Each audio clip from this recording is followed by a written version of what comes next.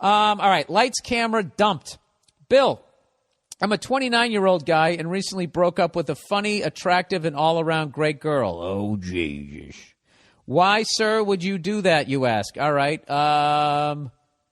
Two things. Her dad was born without teeth, and you're worried your baby will if you breed with her, or some sort of odor. Here we go. Well, let me tell you. This girl and I have been dating for about 3 months, and we had a great thing going. She's half Afro-Cuban, half Puerto Rican, and really sexy. She had a rough upbringing, but I didn't care because she's honest, easygoing, and not bitchy like so many girls I've dated. She was a bit needy, but I didn't mind. We were out at a bar one night, having a few drinks, and I was feeling pretty good. I was looking at a couple of floozies at the end of the bar, and I asked her if she's ever been with another woman. She coyly looked at me and said, yes. Good stuff, I thought. Yeah, dude, this is a fucking fantasy right here. Fucking Red Shoe Diaries. Then I proceeded with, have you ever been in a threesome with 2 girls and a guy? Again, she answered yes. Okay, kind of slutty, but I'm no saint. Well, I couldn't stop there. Oh, God, you're going to go for the rotisserie question. What's in the box? Oh, here we go. Here we go. Strap yourselves in for this one. Well, I couldn't stop there, so I asked, have you ever had a threesome with 2 guys? She looked down at the ground, and she looked up a bit ashamedly and said, yes. Wow, skank alert, I thought. I then asked her one more question. I knew this one could backfire. Where the fuck do you go from here? Like throwing the high heat to Albert Pujols, I finally asked, wait, have you ever been in a porn? She then blushed and looked me in the eye and said, yeah. I looked at her calmly and was like, oh, but inside I was like, Jesus fucking Christ. Yeah, as well you should. You know, those first couple, I mean, you can, okay, let's break this down here. All right. She's been with, she's had a threesome with another girl and a guy. Who gives a fuck right there? All right. You already knew she banged another guy. All right. But the fact that she also did it with another girl, that takes a little fucking, that tones down his dick and her pussy, right? This is how guys think women. I'm sorry. All right. That's something in the credit. Is it the credit? Bill, why do you try to talk accounting shit? You're too dumb. All right. That one's all right. The 2 guys thing. Now, you can look the other way on that, maybe if it was in another state. But it can't be in the same state. Because if you run into one of the 2 guys that fucking, you know, were high-fiving as they fucking banged her, I mean, I don't know about that one. But then the third one, she did a porno. I mean, yeah, no, that's, you got to walk away from that. Or you have to go to NASA to get tested for the latest fucking STDs, I would think. And then also, God knows what's going on mentally, that you would do that. What? I just like sex. No. There's something going on. Who doesn't like sex? I don't know. Anyways, plowing ahead. He goes, so basically, she had moved down to Los Angeles when she was 20. She's now 25. And after a short stint in the military, somehow she got into the porn industry for 8 months. She did everything. Ooh. Fuck, suck, the whole shebang. I asked her if I could see her video, but she wouldn't tell me her performer name and said vehemently that it would be impossible to find her body of work.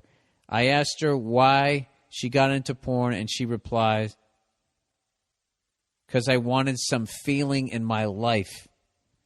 And then he writes, oh, Jesus. Yeah, dude. Oh, this poor girl. Something happened to her. The thing was, she was clean, had a good job, and I really liked her. And the sex was great. Yeah, obviously. You know what's funny? There was something you wrote in the beginning where I just thought she was going to be good. 29-year-old guy, attractive, all-around great girl. Oh, the fact that you said she had a rough upbringing, but she was easygoing and honest and not bitchy. Right there, I was like, that girl's good in bed. That just seemed like a kind of free, open person. I don't know. I didn't know she was going to be that open. Oh, Jesus. Anyways, the thing was she was clean and blah, blah, blah. The sex was great, but I couldn't stop picturing her in some sleazy porno that was probably filmed in some junkyard on La Brea. So I went to ask for a friend's advice. Most of my guys were telling me to dump her. My gay friends told me it was fabulous and that I should overlook it. I didn't even bother asking my girlfriends because they would automatically reject her and assume I had AIDS. There you go. Keep your options open. So regretfully, I dumped her. I felt terrible and obviously didn't tell her it was because she was a porn star, because she would have been ashamed for the rest of her life, and I was happy that she was honest with me. I've done my fair share of sleaze, but this was too much. My question, Bill, was it wrong for me to dump her for some decision she made years ago? Should I have stayed with her? What would have you done? Well, you don't want to know what I would have done. I'm a fucking degenerate. So you seem like a good person. Dude, when you're trying to find the person you're going to spend the rest of your life with, you have to have a list of criteria. All right? You sound like you're still young, so there's no reason to compromise. All right? I mean, when you get with somebody like that and you're going to live with them, and when you get with anybody, you're taking on all of their fucking baggage. All right? You're only 3 months in. And, people who go into the porn industry, they're, it's like people who become comedians. We're not healthy individuals, okay? And that is like a specific area that this is just my own personal non-medical feeling that you're just not a healthy person. Something awful happened. And that line, I just wanted to feel something. I mean, something bad happened to her, caused her to wall herself off. I don't even want to try to guess what, but, there's nothing wrong with anything that she did, technically, and she was honest with it. It all comes down to whether or not you want to deal with it. All right? And if you feel that, you want to deal with it and that there was this sort of connection that this girl had to be in your life, then you're going to have to learn to live with it and get past it.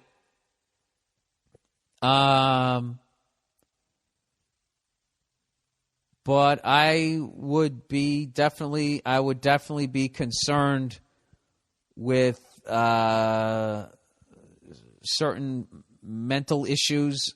Not like she's insane. And then I would also be concerned with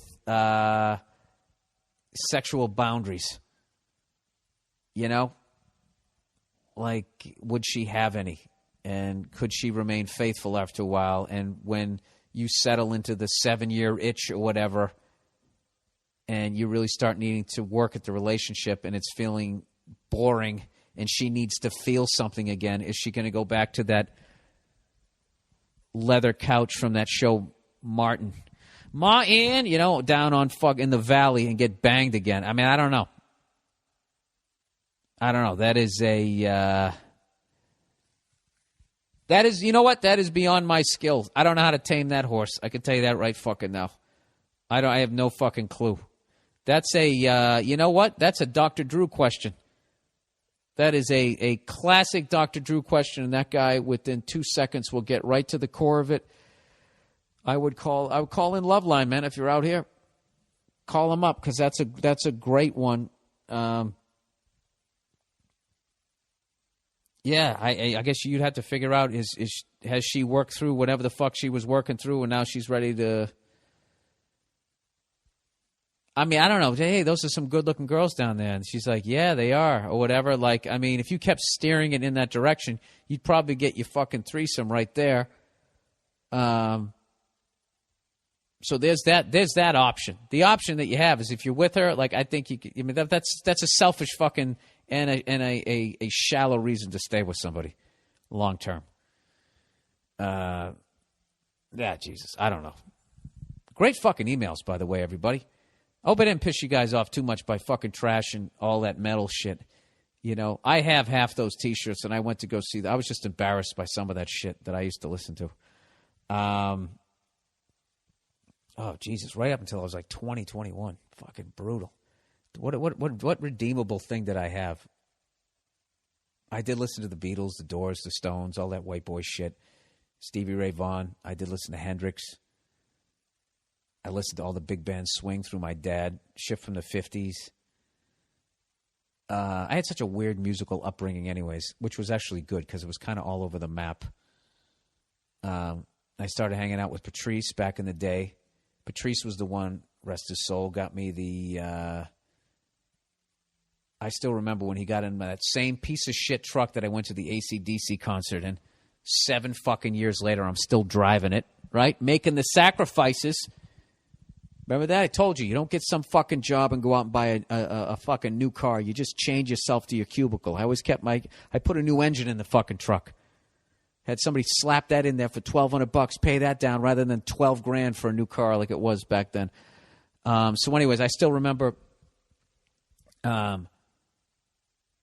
swinging by, picking Patrice up and going into Nick's, and he had the cassette tape of Ready to Die, and him putting that in, telling me that this guy was going to be the next guy.